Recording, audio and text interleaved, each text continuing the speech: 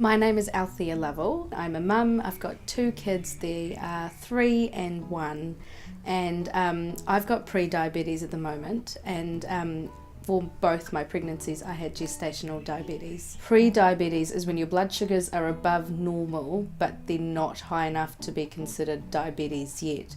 But in my case, diabetes is genetic. I've always been quite a fit person. I like running. I used to go to the gym pre-kids, and so for me, getting told I was going to get diabetes was like a slap in the face. When my mum was diagnosed, she was in her 30s, and I remember her being really upset about it, and I remember especially her being too embarrassed to talk about it. She would always tell people, tell us, don't tell people I have diabetes because people are going to think that I'm unhealthy. And I vividly remember her having to test her blood, and my mum's not a fan of needles at all, and for someone with diabetes, needles are just a part of life. You've got to test your blood 3 times a day, sometimes more often.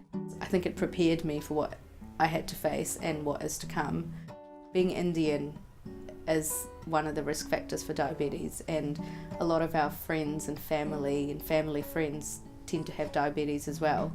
And an interesting thing for mum is a lot of people say to her, "Oh, but you're so tiny," and that doesn't really mean anything. You can still get diabetes no matter what size you are.